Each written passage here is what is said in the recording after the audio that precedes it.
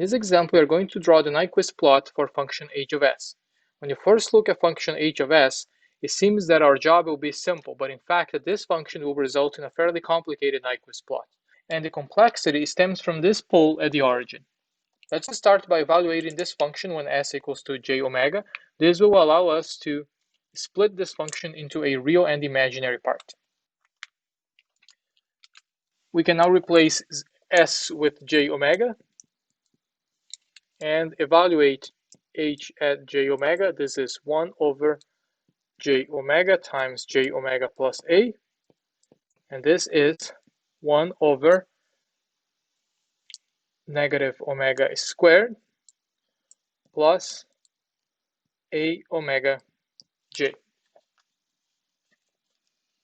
We can now multiply this function by its own conjugate to eliminate the imaginary part from the denominator. This will be negative omega squared minus a omega j, negative omega squared minus a omega j. And this is equal to negative omega squared over negative omega squared minus a omega j all squared plus, we have now negative a omega, this is times j, divided by the same thing, negative omega squared plus or minus a omega j all squared. This simplifies to negative omega squared divided by omega to the power of 4 plus a squared omega squared plus j times negative a omega divided by, again, omega to the power of 4 plus a squared omega squared. We can factor out omega squared, divide everything by omega squared, results in negative 1 over omega squared plus a squared, and plus j. Now we can divide everything by omega, negative a divided by omega to the power of 3 plus a squared omega. This is now the real and imaginary part of this function. Now that we have found the real and imaginary part of this function, we can evaluate this function at strategic points that will help us draw the Nyquist plot. The difficulty in this example is the fact that we have a pole at the origin. And because we have a pole at the origin, now we need to deviate from 0 in the contour that we use for the Nyquist plot. We need to now define a contour that goes around that point at 0. And you now evaluate this contour in the transfer function. That a contour will look like something like this. Because if you go at 0 or near 0, we have an indetermination here because at 0, the angle is 0, the transfer function is 0. We cannot properly evaluate this function. Now we define this contour that it goes around 0 in the S-plane, and you can use these points to now start to draw our Nyquist plot. So here we need 3 points. The first one is here. When the frequency tends to 0.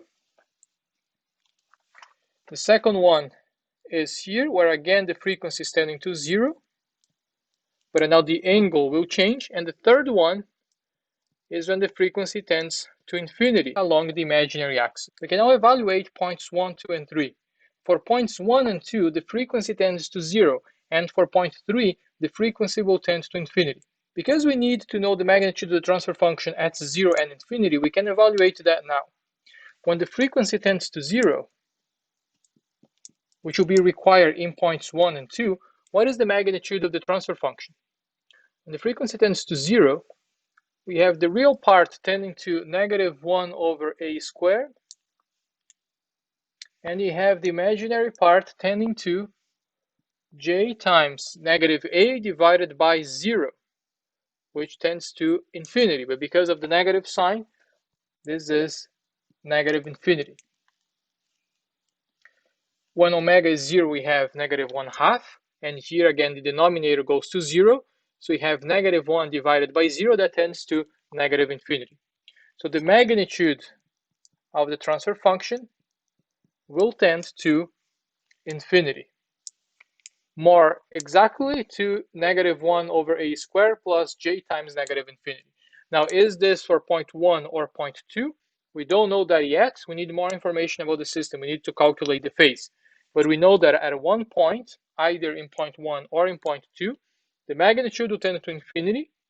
And in the other point, the magnitude will tend to -1 over a squared on the real axis and negative infinity for the imaginary axis. We can also evaluate now omega equals to infinity or tending to infinity. We have both sides of the equation. When omega tends to infinity, both here go to 0, so the magnitude will tend to 0. So now we have a little bit more information about the system. Let's summarize it here. When omega tends to 0, we have the magnitude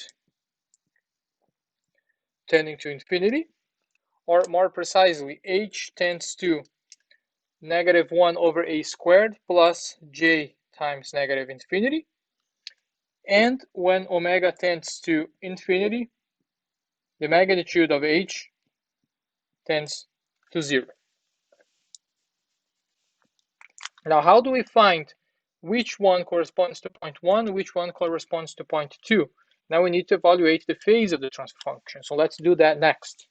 Let's start by evaluating the phase at point 1.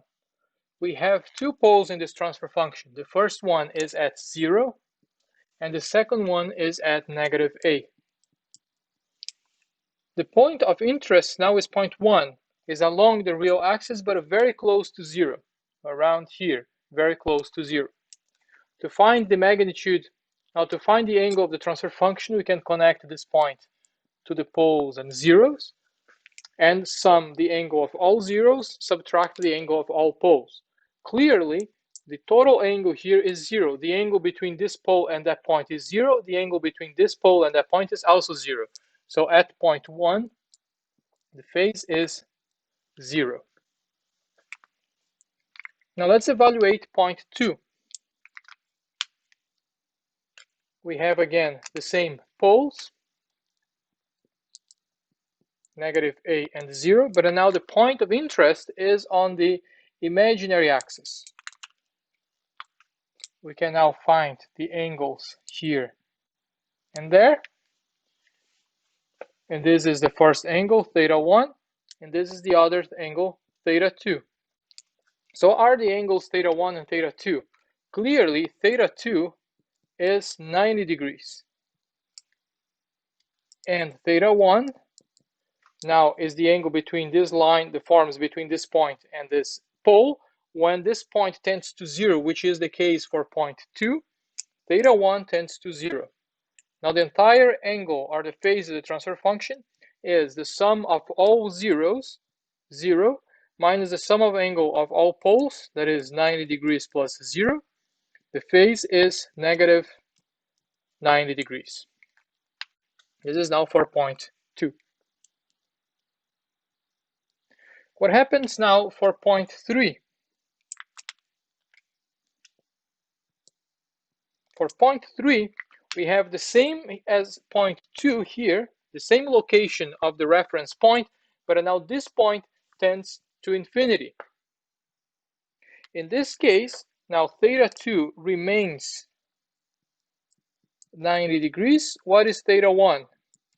When this point tends to infinity, θ1 tends to 90 degrees as well. So for point 3, now the phase is the sum of angle of all zeros, still 0, minus the sum of angle of all poles, 90 degrees for θ1, 90 degrees for θ2. The phase tends to -180 degrees. Again, same as point 2, with the exception that in point 2, the frequency was tending to 0, so this point tends to 0. But in point 3, the frequency tends to infinity. This point goes to infinity, which will make θ1 90 degrees. And now we have a lot more information about the transfer function. For point 1, the phase is 0. The frequency tends to 0, which gives the magnitude as either infinity or negative 1 over a squared plus j times negative infinity. At point 2, we have the same frequency, so two potential values for the magnitude, but now we have an angle of negative 90 degrees. And at point 3, the frequency tends to infinity. We know that the phase tends to negative 180 degrees, but now the magnitude tends to 0. So let's summarize all these points here and then attempt to draw the Nyquist plot. I have summarized here all these 3 points of interest where we go around 0 in the Nyquist contour. We have these 3 points, and you also have the additional information that when the magnitude goes to infinity, it may go to 1 over a squared, negative 1 over a squared plus j times negative infinity in one of the cases. Now let's see how we can fit these 3 points and this additional information in the Nyquist plot. Now let's start with point 1. In point 1, the frequency tends to 0, the magnitude, the transfer function tends to infinity, and the angle is 0. The phase is 0. So clearly we are on the real axis because the phase is 0, and this point tends to infinity along the real axis. This is clearly point 1. Now let's look at point 2. At point 2, the frequency is still 0, the magnitude is still infinity, but now the angle is negative 90 degrees. Where is that? Well, if the angle is negative 90 degrees, we are probably lying on the imaginary axis at negative 90 degrees, tending to negative infinity. Clearly, this is where this negative 1 over a squared plus j times negative infinity comes from. Corresponds to now point 2. You'll see that clearly on the Nyquist plot. If you plot this point here, we have negative 1 over a and tending to infinity, we are down here.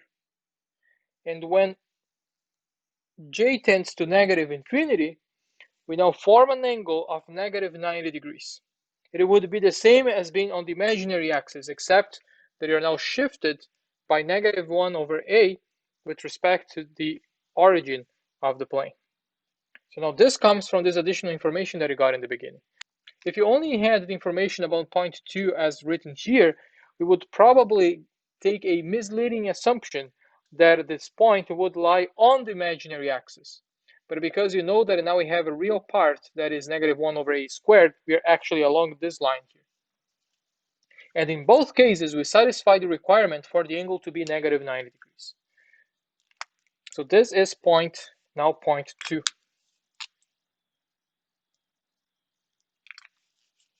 Point 3, we have now a magnitude of 0 when the frequency tends to infinity, and you have an angle of negative 180 degrees. So if the magnitude is 0, we are here. There is no other place to be. And if the angle is negative 180 degrees, we need to go to that point following a negative 180 degree angle. So this is now point 3. Now we can connect the dots and find the Nyquist plot for this function. We start at 1, we go towards the line and a negative 1 over a. So this satisfies the angle of negative 90 degrees. Now we have to make it to point 3. So we'll go along the line and then eventually tend to that point. So you see we met the requirement for angle at 0 here. We met the requirement for negative 90 degrees because we are along this line down here. And now we go towards 0 and we reach 0 following a negative 180 degree. And this is half of the Nyquist plot. We started here and went this way, so the Nyquist plot will go clockwise. We can now mirror this with respect to the real axis. And let me try to make this as symmetric as possible. Not at all. Like that. And this is now the Nyquist plot for function h of s. And it goes to 1 there. What can we conclude here? We can conclude that this system is always stable. if you have our point -1 here or -1 there, depending on the value of A, it doesn't matter. The Nyquist plot will never encircle -1. This system is said to be stable, and it will be stable even if we multiply this function by a certain gain.